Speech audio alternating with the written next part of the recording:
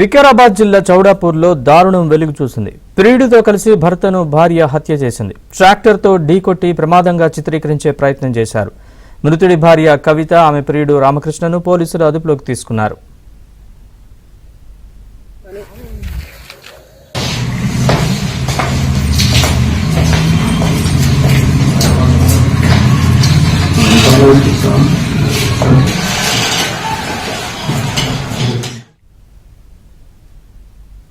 వికారాబాద్ జిల్లాలో జరిగిన ఈ దారుణానికి సంబంధించిన పూర్తి వివరాలు మా ప్రతినిధి మణికంఠ నుండి తెలుసుకుందాం. మణికంఠ, చెప్పండి, ఎలా బయటపడింది ఈ హత్య, పూర్తి వివరాలు చెప్పండి. నరేష్, వికారాబాద్ జిల్లా చౌడాపూర్ మండల కేంద్రంలో దారుణం చోటు చేసుకుంది. అక్రమ సంబంధానికి అడ్డొస్తున్నాడని ప్రియుడితో కలిసి భర్తను భార్య హత్య చేయించింది.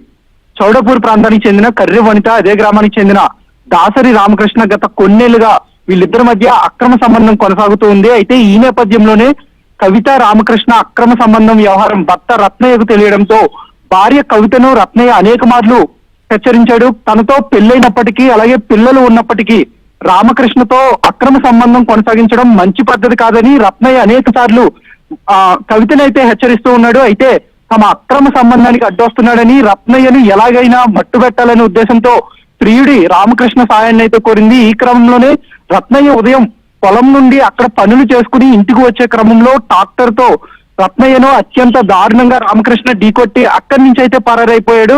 అయితే తీవ్ర గాయాలైన రత్నయ్య అక్కడికక్కడే మృతి చెందినట్లుగా కూడా తెలిసింది.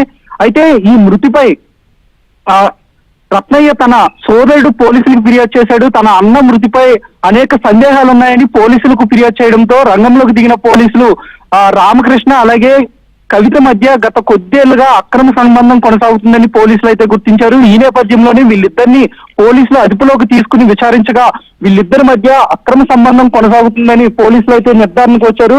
తమదైన శైలిలో పోలీసులు వారిని అదుపులోకి తీసుకుని విచారించగా తమకు ఇద్దరికీ కూడా తమ అక్రమ సంబంధానికి మధ్య అడ్డొస్తున్నాడనే ఉద్దేశంతోనే తన భార్యను చంపినట్టు కవిత అయితే పోలీసులు ఎదుట ఒప్పుకుంది. ప్రస్తుతం నిందితులిద్దరిని పోలీసులు అరెస్ట్ చేసి రిమాండ్ కు పంపించిన సిచ్యువేషన్ కనిపిస్తుంది. ఏది ఏమైనప్పటికీ ఘటన అటు ప్రస్తుతం సంచలనంగా మారిందని చెప్పుకోవచ్చు. కట్టుకున్న భార్య భర్తను హతమార్చడం ప్రస్తుతం విషాదంగా మారింది.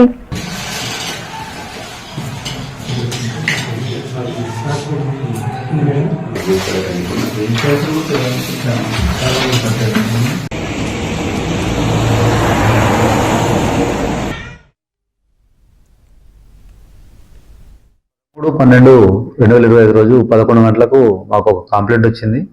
కవిత అనే ఆమె కంప్లైంట్ ఇచ్చింది. దాని సారాంశం ఏమంటే, ఆ భర్త రత్నయ్య ఉదయాన్నే 5:30 గంటలకు పొలం వద్దకు పాల కోసం వెళ్తున్న క్రమంలో ఏదో గుర్తులేని వాహనం గుద్దడం వల్ల అతను చనిపోయినట్టుగా మాకు కంప్లైంట్ వచ్చింది. దాని మీద మేము కేసు నమోదు చేసుకుని విచారణ చేయడం జరిగింది. ఇందులో విచారిస్తే గతంలో ఈ రత్నయ్య భార్య అయిన కవితకు రామకృష్ణ అనే అతనికి ఇద్దరికి అక్రమ సంబంధం ఉంది. ఈ అక్రమ సంబంధం విషయం తెలిసి భార్యను అతను మందలించినట్టు ఈ విషయాలు విచారణ వెళ్ళలో భాగంగా ఈ రామకృష్ణ ట్రాక్టర్తో గుద్ది చంపినట్టుగా మాకు విచారణలో తెలిసింది.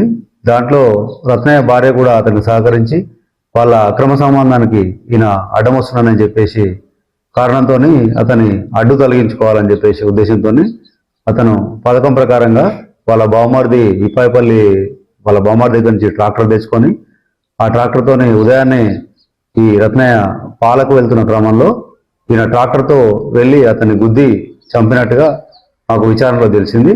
ఈరోజు రామకృష్ణను, రత్నయ్య భార్య అయినటువంటి కవితను ఇద్దరిని అరెస్ట్ చేసి కోర్టుకు